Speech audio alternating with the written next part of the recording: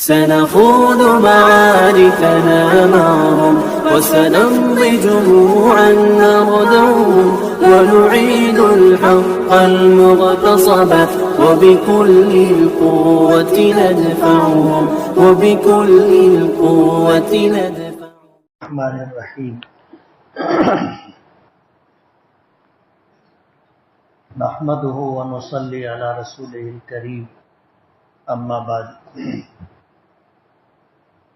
قال النبي صلى الله عليه وسلم انما الاعمال بالنيات وانما لكل امرئ ما نوى فمن كانت هجرته الى الله ورسوله فهجرته الى الله ورسوله ومن كانت هجرته لدنيا يصيبها او الى امرأة ينكحها فهجرته الى ما هاجر اليه. صدق رسوله النبی الکریم.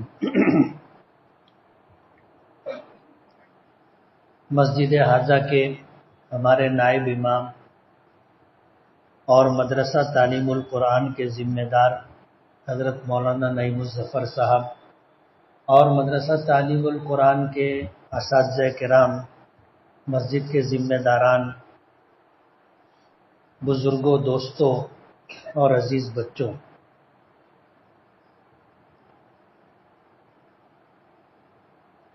ہم اس دنیا میں آئے ہیں اور آنے کا ایک خاص مقصد ہے. ہمارے اس دنیا میں آنے کا مقصد دنیا کمانا نہیں، دنیا بنانا نہیں. دنیا بنانے کی ذمہ داری اللہ نے دی، اور بہت عام اور موٹی سی بات ہے جو ہمیں سمجھ میں آ سکتی ہے کہ آپ کا ہو یا میرا ہو، نصیب اور مقدر اللہ نے بنایا ہے.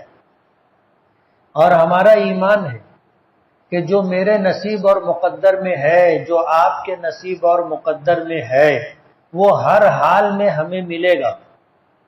دنیا کی کوئی طاقت اس میں کمی بیشی نہیں لا سکتی. دنیا جہاں ہم ہیں، یہاں پر ہماری کچھ ضروریات ہیں، کچھ تقاضے ہیں، اور دوسری چیز اس دنیا میں آنے کا ہمارا کوئی ایک مقصد ہے. آج الجھن اس بات سے ہوتی ہے کہ ہم نے ضرورت کو مقصد بنا لیا. جیسے کھانا میری ضرورت ہے، کپڑا میری ضرورت ہے، مکان میری ضرورت ہے، سواری میری ضرورت ہے. یہ ضرورت ہے. دنیا میں آنے کا مقصد یہ نہیں ہے کہ میں مکان بناؤں، کھانے کا، پینے کا، لباس کا انتظام کروں. یہ مقصد نہیں ہے، یہ ضرورت ہے. ضرورت ہے تو مجھے کرنا ہے، اور شریعت نے اس کی اجازت دی ہے. اور حیرت کی بات یہ ہے کہ شریعت نے اس پر اجر و ثواب بھی رکھا ہے کہ آپ اپنی ضرورت پوری کرنے کے لیے جائز اور حلال طریقے سے کمائیں تو وہ بھی عبادت ہے، اور کما کر کے جائز اور حلال جگہ پر خرچ کریں، یہ بھی عبادت ہے. یہ ہماری شریعت کی خوبصورتی ہے، اس کا حسن ہے کہ جو چیز ہماری ضرورت تھی لیکن ہم نے اسے مقصد نہیں بنایا، ضرورت کے درجے میں رکھ کر کے اللہ کے حکم کی تعمیل کے لیے جد و جہد اور کوشش کرتے رہے تو ضرورت کے حصول پر بھی اللہ ہمیں اجر دیتے. حالانکہ دنیا کمانا ہمارا مقصد نہیں ہے. یہی وجہ ہے کہ اپنے ایمان کی بنیاد پر ہم یہ سمجھتے ہیں کہ نصیب اور مقدر اللہ کے قبضے قدرت میں. ماں باپ کسی کا نصیب نہیں بنا سکتے، اساتذہ کسی کا نصیب اور مقدر نہیں بنا سکتے، ملک کے حکمراں کسی کا نصیب اور مقدر نہیں بنا سکتے. وہ خود اپنے نصیب اور مقدر میں اوپر والے کے پابند ہیں. حضرت علی رضی اللہ تعالی عنہ سے کسی نے پوچھا تھا کہ اللہ ہے اور اس دنیا میں اس کی قدرت کار فرما ہے، اس کی دلیل کیا ہے؟ تو حضرت علی رضی اللہ تعالی عنہ نے فرمایا تھا کہ میں ایک کام کرنا چاہتا ہوں، اس کے لیے میرے پاس اسباب بھی ہیں، وسائل بھی ہیں، میرے پاس صلاحیت بھی ہے، میرے پاس وقت بھی ہے، اور میں چاہتا بھی ہوں کہ یہ کام ہو جائے، بظاہر کوئی رکاوٹ نہیں ہے، لیکن وہ کام نہیں ہوتا۔ اس کا مطلب یہ ہے کہ کوئی ایک طاقت ایسی ہے جس کو اتنی قدرت حاصل ہے کہ اسباب، وسائل، مواقع، صلاحیت، افرادی طاقت، مالی طاقت، سب کچھ ہونے کے باوجود میں کرنا چاہتا ہوں، وہ نہیں چاہتا، اس لیے وہ کام نہیں ہوتا۔ اور کبھی ایسا ہوتا ہے کہ وسائل بھی نہیں ہے، آدمی میں صلاحیت بھی نہیں ہے، اور کوئی سپورٹر بھی نہیں ہے، لیکن جو کام میں چاہتا ہوں کہ ہو جائے بغیر کسی سبب کے ہو جاتا ہے، تو اس کا مطلب یہ ہے کہ کوئی کرنے والی ذات ہے جو چاہتی ہے کہ یہ ہو جائے تو وہ ہو جاتا ہے۔ یہ ہے اللہ کے وجود کی دلیل۔ تو دنیا میں آنے کا ایک تو ہے ہمارا مقصد اور ایک ہے ہماری ضرورت۔ حافظ قرآن بننا یہ ایک عبادت ہے، یہ دنیا میں مارکیٹنگ کے لیے نہیں ہے۔ ہمارے بچے جو حافظ بنتے ہیں اس لیے حافظ بنتے ہیں کہ حفظ قرآن پر اللہ پاک کی طرف سے اجر ملنے کا وعدہ ہے، اجر ملنے کا وعدہ ہے، اور حافظ قرآن بننے پر اللہ آخرت میں ہمیں جنت دے گا، 10 لوگوں کی سفارش کا ہمیں حق دے گا۔ یہ آخرت کا مسئلہ ہے، دنیا کے لیے ہم حافظ نہیں بنتے، ہم اس لیے بنتے ہیں کہ اللہ ہم سے راضی ہو جائے اور آخرت میں اللہ پاک راضی ہو کر کے ہمیں نواز دے، یہ ہماری نیت ہونی چاہیے۔ حافظ بننے پر کوئی منسٹری مل جاتی ہو، حافظ ملنے پر کوئی لاکھوں کی نوکری مل جاتی ہو، ایسا کچھ بھی نہیں۔ آج تو آخرت پر ایمان کمزور ہونے کی وجہ سے لوگ حافظ صاحب کو حافظ جی بولتے، جی کا مطلب سمجھ رہے ہو نا، گرانے کے لیے یہ لفظ بولا جاتا ہے، حافظ جی، عزت کے لیے نہیں بولا جاتا۔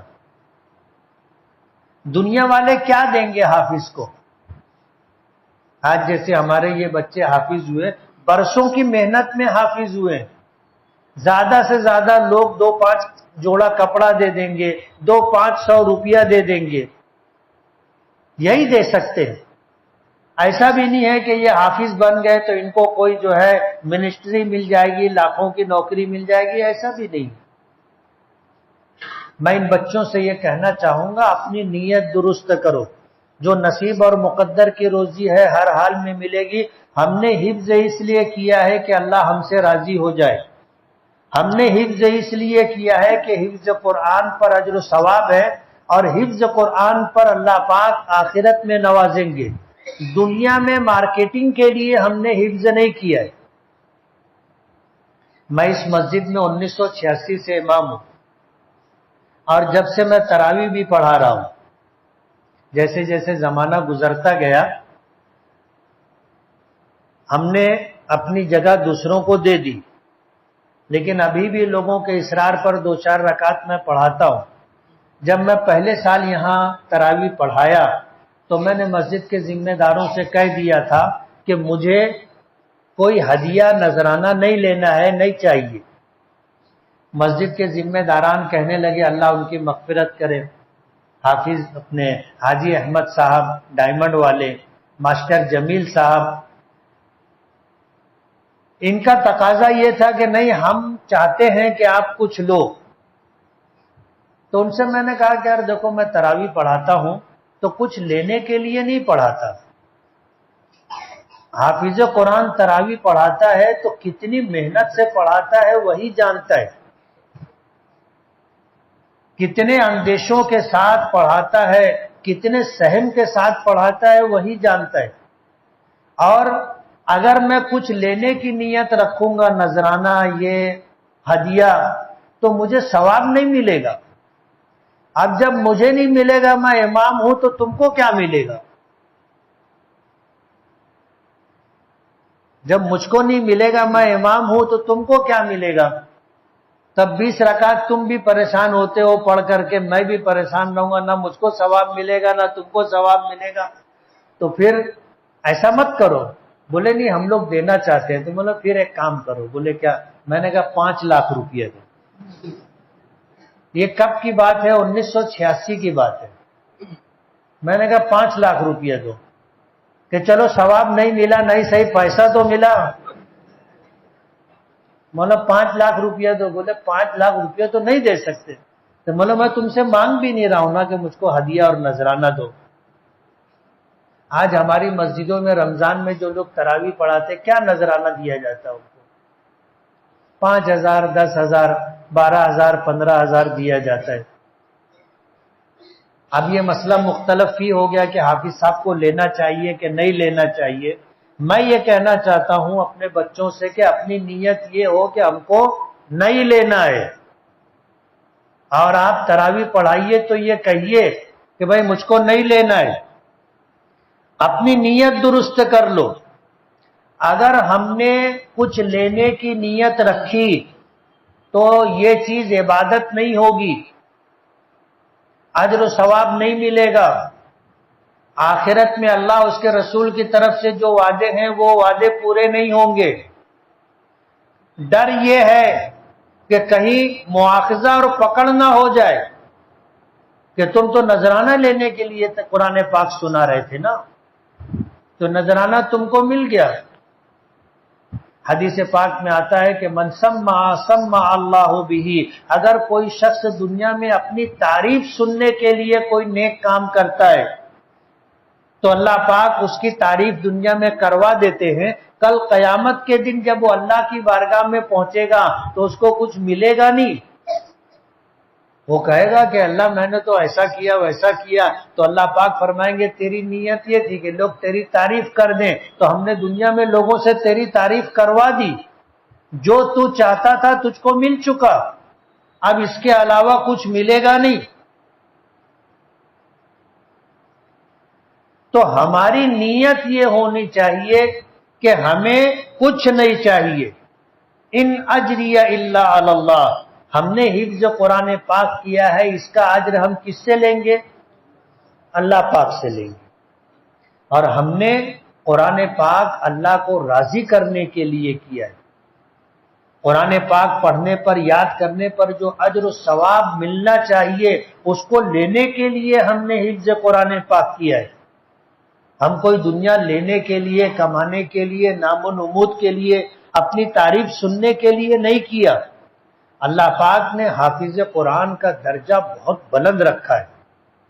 نبی کریم صلی اللہ علیہ وسلم نے فرمایا کہ جس شخص سے اللہ راضی ہوتا ہے، جس شخص کو اللہ پسند کرتا ہے، اس کو دین کی سوجھ بوجھ دیتا ہے، سب کو نہیں دیتا، سب کو نہیں دیتا۔ اللہ عالم اس کو بناتا ہے جس کو پسند کرتا ہے، حافظ اس کو بناتا ہے جس کو پسند کرتا ہے۔ اللہ جس کو پسند کرتا ہے عالم اور حافظ بناتا ہے، ڈاکٹر، انجینئر، پروفیسر نہیں بناتا۔ اور یہ بات میں حضور کی حدیث کے حوالے سے بول رہا ہوں، میری بات نہیں ہے، یہ اللہ کے رسول کی بات ہے۔ ڈاکٹر بننا ایک پیشہ ہے، انجینئر بننا ایک پیشہ ہے، ماسٹر بننا ایک پیشہ ہے، یہ عبادت نہیں ہے۔ لیکن عالم بننا عبادت ہے، حافظ بننا عبادت ہے، اور اللہ جس سے راضی اور خوش ہوتا ہے اسی کے ساتھ اللہ پاک یہ معاملہ فرماتا ہے۔ حدیث پاک میں آتا ہے من یرید اللہ بہ خیرا یفقہہ فی الدین، اللہ تعالیٰ اپنے بندوں میں سے جس کے ساتھ بھلائی کا ارادہ کرتا ہے اس کو عالم اور حافظ بناتا ہے۔ اور آج دنیا میں اس ڈگری کی کوئی قدر نہیں ہے، اس ڈگری کی کوئی قدر نہیں ہے۔ عالم بنا ٹھیک ہے بنا، حافظ بنا ٹھیک ہے بنا، کوئی اس کی عظمت اور کوئی قدر اور کوئی شہرت نہیں ہے۔ اور خدا کرے معاملہ ایسا ہی رہے تاکہ یہ عالم بننے اور حافظ بننے کی جو محنت ہے وہ رائے گا اور بیکار نہ جائے۔ حافظ کا مقام بہت بلند ہے۔ اگر امامت کے لیے دو آدمی ہے، ایک حافظ ہے اور ایک حافظ نہیں ہے، تو ترجیح حافظ کو دی جائے گی۔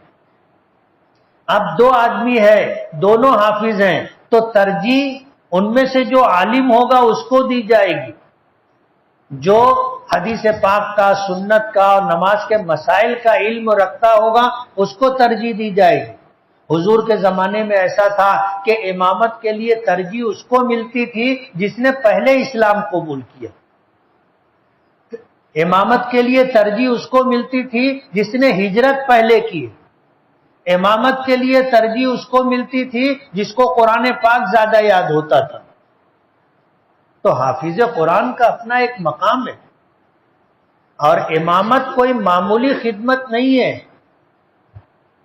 امامت کوئی معمولی خدمت نہیں ہے، امامت بہت بڑی خدمت ہے، اس معنی کر کے کہ اگر نبی موجود ہو تو امامت کرنے کا حق نبی کو ہے، نبی کی موجودگی میں کوئی مصلی پر امامت کے لیے کھڑا نہیں ہو سکتا۔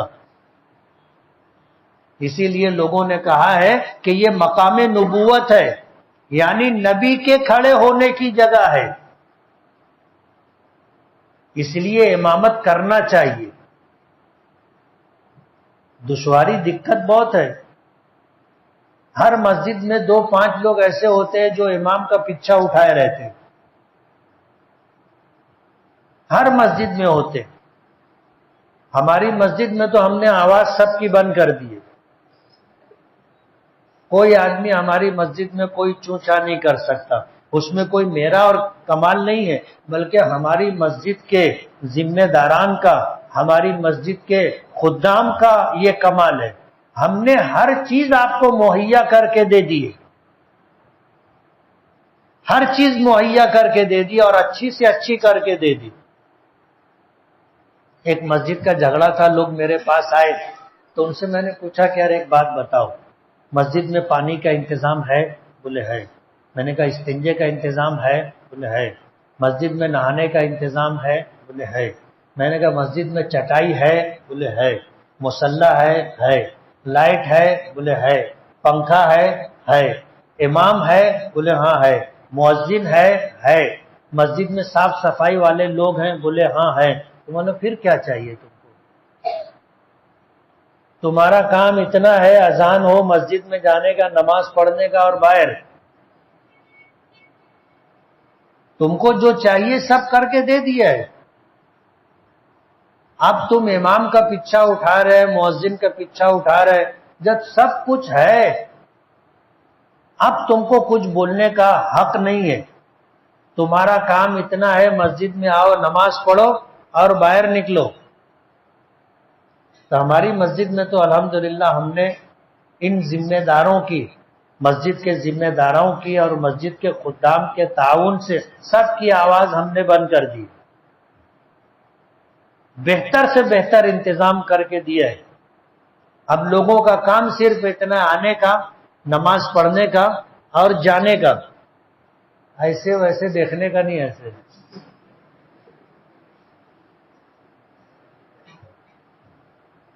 تو ہر مسجد میں 2-4 لوگ رہتے ہیں جو امام کا، مؤذن کا پیچھا اٹھائے رہتے ہیں، ٹرسٹیوں کا پیچھا اٹھائے رہتے ہیں۔ اور یہ ایسے لوگ ہوتے ہیں عام طور پر جن کا کہیں کچھ چلتا نہیں، وہ مسجد میں آ کر کے چلانے کی کوشش کرتے ہیں۔ یہ مسجد ہماری پہلے یہاں تک تھی، یہاں پر باغیچہ تھا، جو پرانے لوگ ہیں ان کو پتا ہوگا۔ جب یہ مسجد بڑھانے کی بات آئی تو کچھ لوگ آ کر کے سمجھانے لگے مسجدیاں گر جائیے، تو کچھ لوگ بولنے لگے، تو میں نے کہا تو انجینئر ہے؟ بولے نہیں۔ میں نے کہا تو نے کبھی کوئی تعمیری کام کیا، بلڈنگ بنائی، اچھی بلڈنگ؟ بولے نہیں۔ میں نے کہا جب تجھ کو جو ہے تعمیری لائن کا علم بھی نہیں ہے اور تیرا تجربہ بھی نہیں ہے، تو آ کر کے یہاں کیوں منڈی ڈال رہا ہے؟ بولے چل باہر نکل۔ ذمہ دار مسجد کے لوگ ہیں، انجینئر لوگ ہیں، وہ ہر طریقے سے دیکھ داکھ لیے، سمجھ لیے کہ تعمیر اتنی اچھی اور مضبوط ہے کہ اگر یہ محراب بنائیں گے تو کوئی فرق نہیں پڑے گا۔ بنا رہے ان کو بنانے دو، ہر آدمی آ کر کے مشورہ دے گا تو کس کا مشورہ لیں گے؟ تو حافظ کے پیچھے، عالم کے پیچھے لوگ پڑے رہتے۔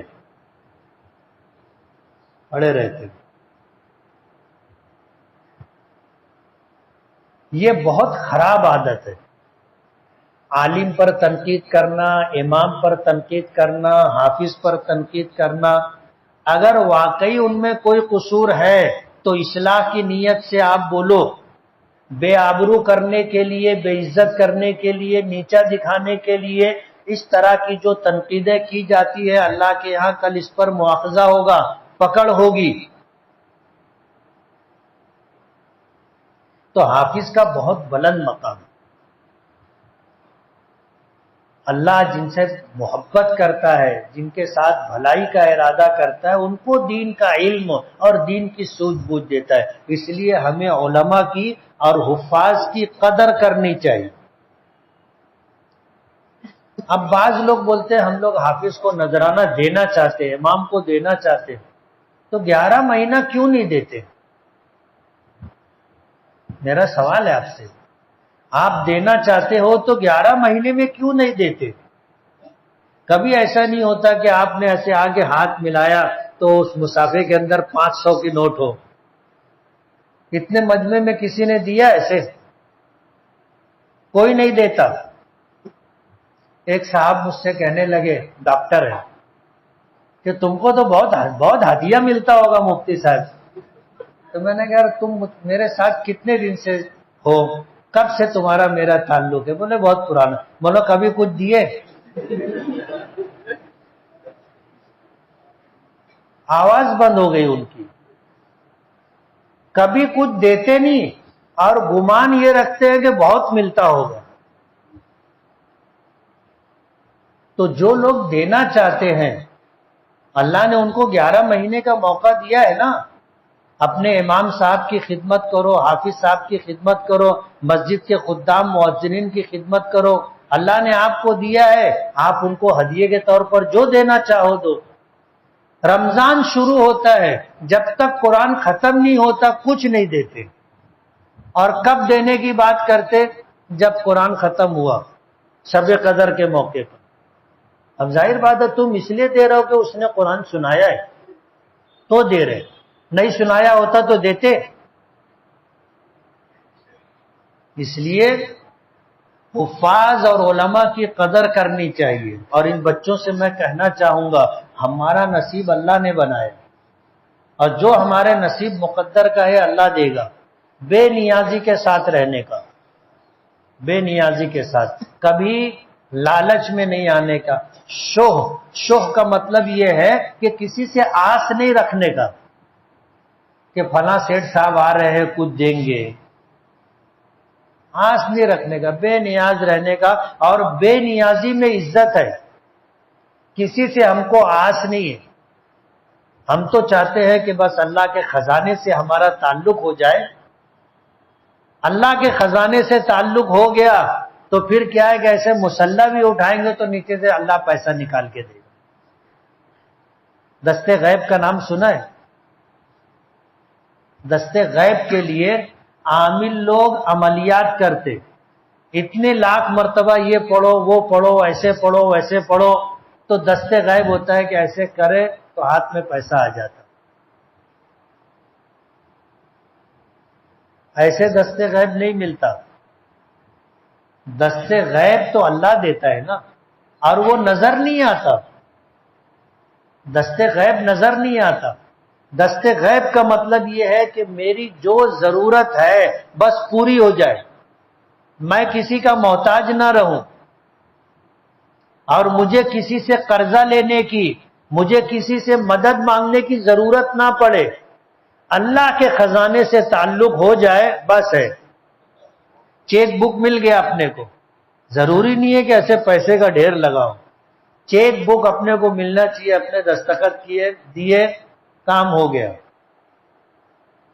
اللہ سے اپنا تعلق اتنا مضبوط ہونا چاہیے اور مخلوق سے ایسی بے نیازی کے ساتھ رہنا چاہیے کہ کسی سے ہم کو کوئی آس نہیں ہے اور رہنی بھی نہیں چاہیے۔ دیتا کون ہے؟ اللہ دیتا ہے۔ اللہ اگر نہیں دیوے تو دنیا کی کوئی طاقت نہیں ہے جو آپ کو دے دے۔ اس لیے میں نے حدیث پڑھی انما الاعمال بالنیات، تمام اعمال کا دار و مدار نیت پر ہے۔ اپنی نیت اچھی رکھو کہ میں حفظ کیا ہوں اس لیے تاکہ مجھے اجر و ثواب ملے، میں نے حفظ اس لیے کیا ہے تاکہ میرا پروردگار مجھ سے راضی ہو جائے، میں نے حفظ اس لیے کیا ہے کہ آخرت میں اللہ اس کے رسول کی طرف سے جو وعدے ہیں وہ میرے حق میں پورے ہوں، میں نے حفظ اس لیے کیا ہے کہ اللہ اس کے رسول کا فرمان ہے کہ حافظ کو اللہ جنت میں جگہ دے گا، حافظ کو اللہ یہ اعزاز دے گا کہ وہ 10 لوگوں کی سفارش کر کے جنت میں لے جائے گا۔ میں نے اس لیے حفظ کیا ہے، اس لیے حفظ نہیں کیا کہ مجھے کچھ مارکیٹنگ کرنی ہے، منسٹری لینا ہے یا مجھے جو ہے کوئی بڑی ملازمت لینی ہے، ایسا کچھ بھی نہیں۔ ہم نے اللہ کی رضا کے لیے حفظ کیا ہے اور اجر کون دے گا؟ اللہ دے گا۔ اللہ چاہے گا تو دنیا میں جو دینا چاہے گا وہ دے گا اور دیتا ہے وہ۔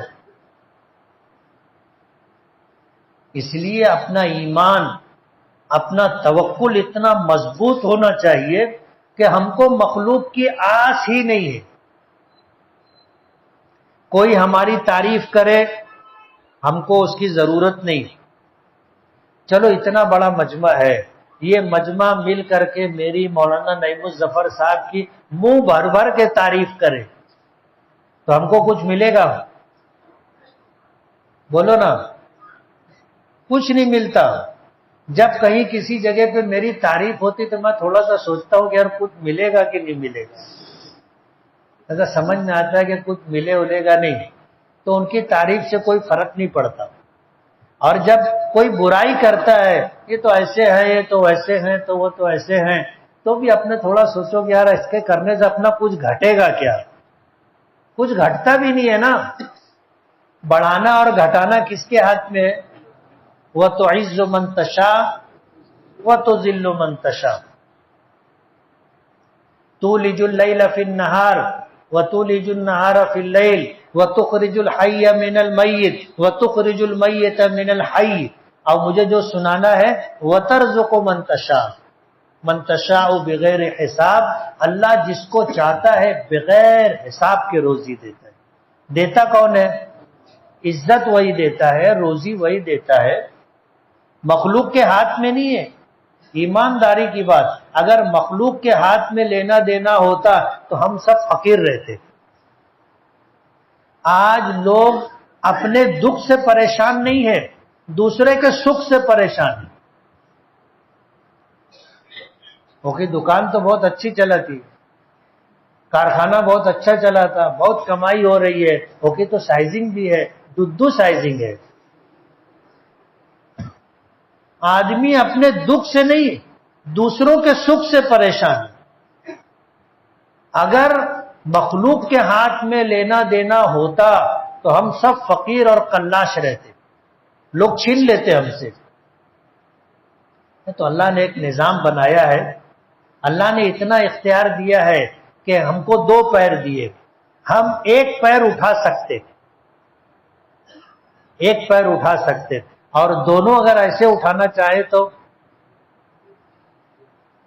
کر سکتے، ایسا نہیں کر سکتے۔ اللہ نے دنیا میں بھیجا، کچھ ہم کو اختیار دیا اور کچھ مجبور بنایا۔ عزت اور ذلت کس کے ہاتھ میں؟ اللہ کے ہاتھ میں۔ امیری اور غریبی کس کے ہاتھ میں ہے؟ اللہ کے ہاتھ میں۔ صحت اور تندرستی کس کے ہاتھ میں ہے؟ اللہ کے ہاتھ میں۔ دکھ اور سکھ کس کے ہاتھ میں ہے؟ اللہ کے ہاتھ میں۔ اللہ نے اس میں مخلوق کو کوئی اختیار نہیں دیا۔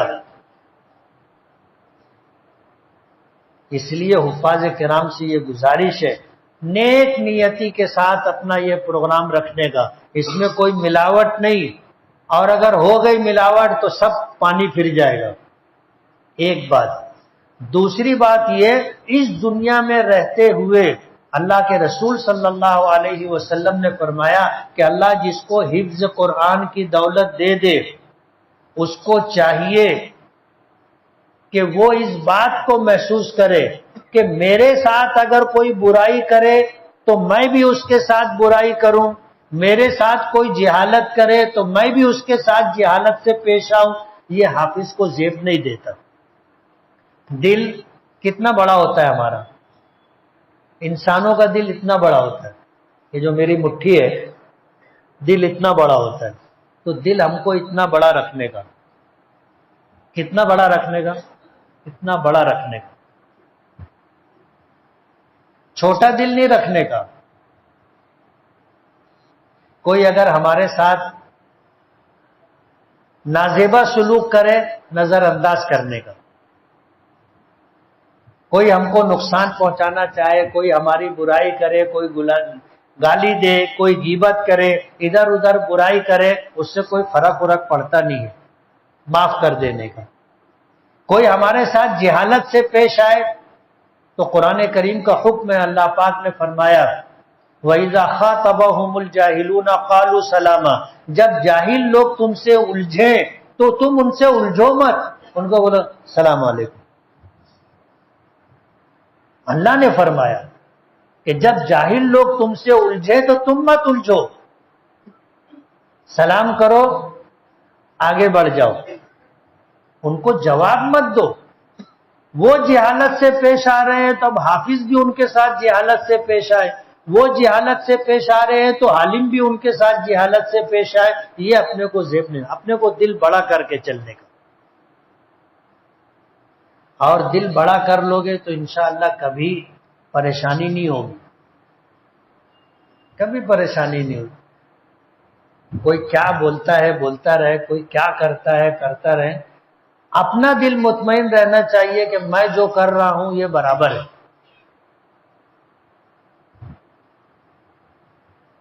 کچھ کہنے سے پہلے، کچھ کرنے سے پہلے سوچنا چاہیے کہ میں یہ کرنے جا رہا ہوں کروں یا نہیں کروں، یہ بولنے جا رہا ہوں بولوں یا نہیں بولوں۔ پرانے لوگ بولتے ہیں نا، پہلے تولو پھر بولو، پہلے سوچو پھر کچھ کرو۔ آدمی کہاں شرمندگی اٹھاتا ہے؟ جہاں بغیر سوچے سمجھے کچھ کر لیتا ہے یا کچھ بول لیتا ہے۔ آپ اگر غور کرو گے تو دن بھر میں جتنی ہماری بات چیت ہوتی ہے، ان بات چیتوں میں سے 80-90% بات ایسی ہوتی ہے جس کا حاصل کچھ نہیں رہتا، یعنی ہم اگر نہیں بھی بولتے تو چلتا، زبردستی بولتے ہم۔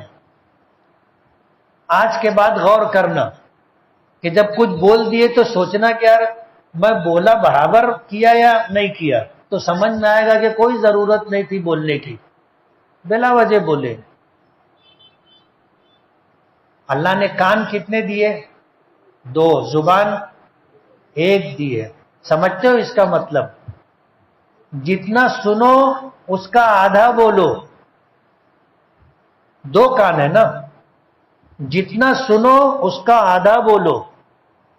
جو آدمی جتنا کم بولتا ہے اتنا کم پھنستا ہے، جو جتنا زیادہ بولتا ہے اتنا زیادہ پھنستا ہے۔ ہم آپ بولتے ہیں نا کہ حضور نے فرمایا من سمت نجا، جو آدمی خاموش رہا اس نے نجات پا لی۔ کچھ بھی ہوا اپنے کچھ نہیں بولے تو کچھ نہیں ہوگا، اب کبھی کچھ ہوا تو آدمی بول سکتا ہے کہ میں تو کچھ بولا ہی نہیں، ختم ہو جاتی بات۔ بولتے ہیں نا ایک خاموشی 100 بلا ٹالتی ہے۔ تو حافظ قرآن کو چاہیے کہ جب اللہ نے حفظ قرآن پاک کی دولت دی ہے تو اس کی قدر کرے، اور قدر یہ ہے، حضور نے فرمایا جاہلوں کے ساتھ جہالت سے پیش نہ آئے۔ اپنے ساتھ جو لوگ بری طرح پیش آ رہے ہیں اپنے کو ان سے الجھنا نہیں ہے، دل بڑا رکھنے کا، نظر انداز کرنے کا، اپنے کام سے کام رکھنے کا، اور اللہ موقع دے امامت کرنے کا، اللہ موقع دے ہم حافظ بنے ہیں، ہم نے قرآن پڑھا ہے، ہم دوسروں کو قرآن پڑھائیں، دوسروں کو حافظ بنائیں۔ حضور نے فرمایا خیرکم من تعلم القرآن وعلمہ، تم میں سب سے بہتر شخص وہ ہے جو قرآن کریم کو پڑھنا سیکھے اور قرآن کریم کو پڑھنا سکھائے۔ تو ہم کو یہ کام کرنے کا بہت بہت مبارک ہو، اللہ نے آپ کو حافظ بنا دیا۔ کل قیامت کے دن اللہ کی بارگاہ میں پیشی ہوگی تو اللہ پاک فرمائیں گے کہ میں نے تیرے سینے میں اپنا کلام اسی لیے جمع کیا تھا کہ مجھے تجھ کو عذاب نہیں دینا ہے، جنت میں پہنچانا ہے، جنت میں ٹھکانہ دینا ہے۔ اللہ پاک فرمائیں گے۔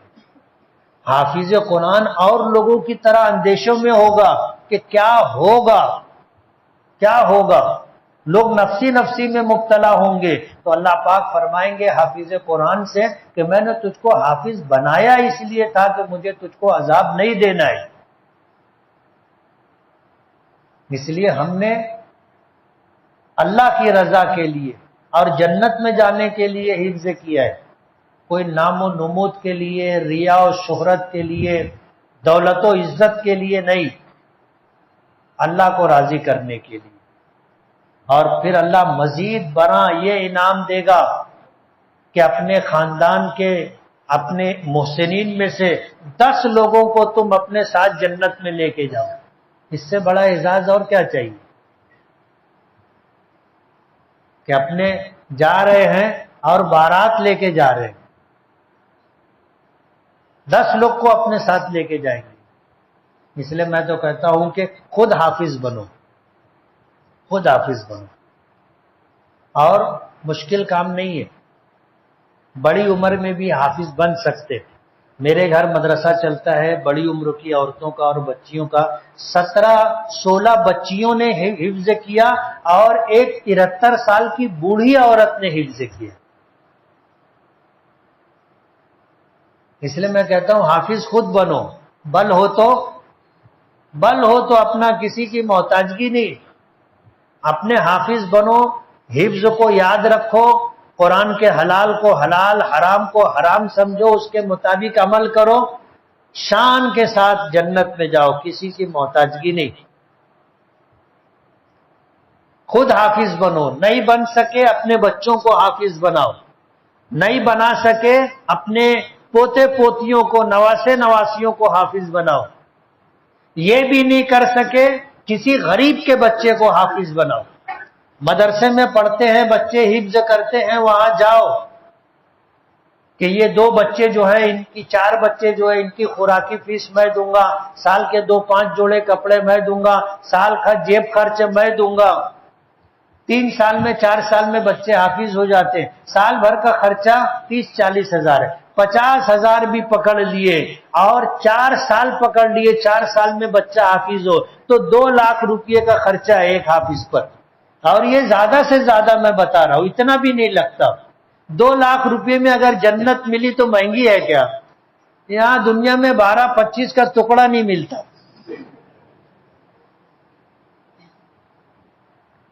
اس لیے خود حافظ نہیں بن سکے، اپنے بچوں کو نہیں بنا سکے، بچوں کے بچوں کو نہیں بنا سکے، کسی غریب کے بچے کو حافظ بناؤ، بنائیں گے نا؟ اور یہ مدارس کے لیے ایک بہت بڑا سہارا ہے، مدارس کے لیے بہت بڑا سہارا ہے، اور اپنا مالیگاؤں اس کا مستحق ہے۔ مالیگاؤں کو اللہ نے عزت دی ہے، ایک نام دیا ہے، یہ مسجدوں کا شہر ہے، یہ میناروں کا شہر ہے، یہ مدرسوں کا شہر ہے۔ ہر سال ہمارے یہاں بچے اور بچیوں کو ملا کر کے پچھلے سال 500 سے زائد بچے اور بچیوں نے حفظ کیا تھا۔ اس سال بھی ہم لوگ پورا فگر جمع کر رہے ہیں اور یہ 500 سے زیادہ ہی رہے گا۔ ابھی اپنے جامع مسجد میں 7 بچے حافظ ہوئے، اور شہر کی ایسی 50 مسجدیں، سینکڑوں مسجدیں ہیں جہاں حفظ کلاس مکتب کی شکل میں چل رہی ہے، بڑے بڑے مدرسے ہیں لڑکوں اور لڑکیوں کے، سب کی گنتی آپ نکالو گے 400-500 حافظ بنتے ہیں۔ اور یہ اپنے مالیگاؤں کے لیے بہت اعزاز کی بات ہے، دوسرے شہروں میں یہ نظام نہیں ہے، اپنے شہر میں یہ نظام ہے، اپنے شہر میں یہ نظام ہے۔ اور ہمیں اسے آگے بڑھانا چاہیے۔ اسی کے ساتھ جب بچے نئے نئے حافظ بنتے ہیں تو ان کی بھی خواہش ہوتی ہے، ان کے گھر والوں کی، اہل خاندان کی خواہش ہوتی ہے کہ ہمارا بچہ بھی مصلی پر کھڑا ہو کر کے قرآن پاک سنائے۔ تو مسجد کے ذمہ داران سے میری یہ گزارش ہے کہ وہ اپنی مسجد میں 2 3 4 بچوں کو رکھو حفظ کے لیے، جو تراویح سنائے آپ کو، کم سے کم 2 تو رکھو۔ اور یہ پیغام دینے سے پہلے میں نے جامع مسجد میں یہ شروع کیا تھا کہ پہلے اپنے کریں تاکہ لوگوں کو بول سکے، نہیں تو بولیں گے اکیلے خود پڑھا رہے، دوسروں کو بول رہے جوڑی میں کسی کو ساتھ میں لو۔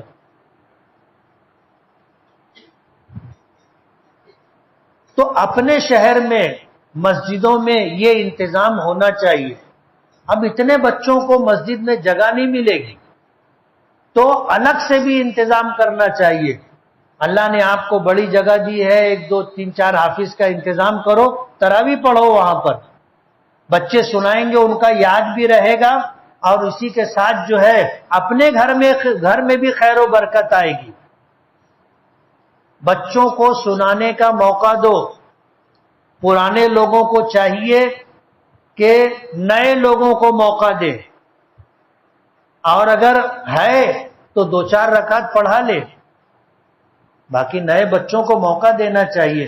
ضروری نہیں ہے کہ زندگی بھر میں ہی تراویح پڑھاؤں اور اکیلا ہی پڑھاؤں، ایسا کچھ ضروری نہیں۔ آپ کو پڑھنے کا شوق ہے، آپ اپنے اکیلے نیت باندھ کر پڑھو نا، کتنا پڑھنے کا ہے، کتنا پڑھنے کا ہے، آپ پڑھو اکیلے، ثواب ہی ملے گا نا۔ کہ مصلی پر جب جماعت میں کھڑے ہو کے پڑھائیں گے تو ثواب ملے گا، اکیلے پڑھو گے تو گناہ ملے گا، ایسا ہے کیا؟ پڑھنے کا شوق ہے، آپ روزانہ نماز میں سال بھر پڑھو، تہجد میں پڑھو، نوافل میں پڑھو، آپ پڑھو، لیکن تراویح کے لیے نئے بچوں کو موقع دو، یہ میری گزارش ہے۔ بہت بہت مبارک ہو، اللہ تعالیٰ نے بہت بڑی نعمت عطا کی ہے، اس کا اندازہ نہیں کیا جا سکتا۔ کل قیامت کے دن جب حافظ جنت میں جائے گا، اپنے ساتھ 10 لوگوں کو لے کر کے جائے گا، تو سب کا درجہ برابر نہیں رہے گا۔ اللہ پاک حافظ قرآن سے کہیں گے اقرا ورتقی ورتل کما کنت ترتل فی الدنیا، پڑھ اور اس طرح پڑھ جس طرح دنیا میں اطمینان سے ٹھہر ٹھہر کر کے پڑھتا تھا، ٹھہر ٹھہر کے پڑھتا تھا، ایک ایک لفظ موتی کی طرح الگ، یہ نہیں یعلمون تعلمون یعلمون تعلمون، ایسے نہیں، نہ تم سمجھو نہ ہم سمجھیں، ایسا نہیں پڑھنے کا، صاف ستھرا پڑھنے کا، تجوید کے ساتھ پڑھنے کا۔ اللہ پاک کل قیامت کے دن حافظ کو جنت میں کہیں گے ورتل کما کنت ترتل فی الدنیا، ترتیل کے ساتھ، تجوید کے ساتھ ٹھہر ٹھہر کر کے تو قرآن پاک پڑھ جیسا تو دنیا میں پڑھتا تھا، ورتقی اور جنت کے درجات چڑھتا جا، فإن منزلتک عند آخر آیۃ تقرأها، تیرے درجات کی بلندی کی انتہا اور اختتام وہ ہوگا جہاں تو جا کر کے رک جائے گا، اور آدمی کہاں رکے گا؟ والناس پہ جا کے رکے گا۔ ابھی یہ سب بچے، میں بھی حافظ ہوں اور بھی بہت سارے حافظ ہوں گے، کسی کو یاد ہوگا تو اللہ ماشاء اللہ کوئی ایک نشست میں پورا قرآن پاک سنا لے، اس کو پورا قرآن پاک ازبر ہو، ایسے کم لوگ ملتے۔ جیسے حافظ ہے تو دن بھر یاد کرتا ہے تو تراویح میں سناتا ہے، لیکن کل قیامت کے دن ایسا حافظ بھی جنت میں جائے گا تو اللہ پاک اس کو ایسا حافظہ عطا کریں گے، پڑھوائیں گے کہ وہ الحمد سے شروع کرے گا، والناس پہ ختم کرے گا، بیچ میں کہیں کوئی ضرورت نہیں پڑے گی کہ چلو قرآن شریف کھول کے دیکھو، جیسے آدمی بھول جاتا ہے، نہیں سمجھ میں آتا تو کھول کے دیکھتا ہے۔ جنت میں اس کی ضرورت نہیں ہوگی، اللہ پاک پڑھوائیں گے اور الحمد سے شروع کرے گا، والناس پہ جا کے ختم کرے گا۔ وَمَا ذَلِكَ عَلَى اللَّهِ بِعَزِيزٍ، اللہ کے لیے کچھ مشکل نہیں۔ اس لیے ہم جنت میں جائیں گے، جن کو ہم لے جائیں گے ہم سب برابر کے رہیں گے، ایسا نہیں، حافظ قرآن کا درجہ بہت بلند رہے گا۔ اس لیے نیت ٹھیک رکھے، اللہ کی رضا، اجر و ثواب کی نیت، اللہ اس کے رسول کے وعدے میرے حق میں پورے ہوں آخرت میں، اس نیت کے ساتھ آدمی کو حفظ کرنا چاہیے، اور اسی نیت کے ساتھ ساری زندگی قرآن کریم کو پڑھنا بھی چاہیے، اور قرآن کریم کے احکام پر عمل بھی کرنا چاہیے۔ انشاءاللہ حافظ قرآن کو اللہ جنت عطا کریں گے، اور یہ حافظ کے لیے سب سے بڑا انعام، اور یہ ہمارا دنیا میں آنے کا مقصد ہے۔ ہم دنیا میں اس لیے آئے کہ ہم یہاں سے جائیں تو اللہ ہمیں جنت عطا کرے، اس لیے آئے۔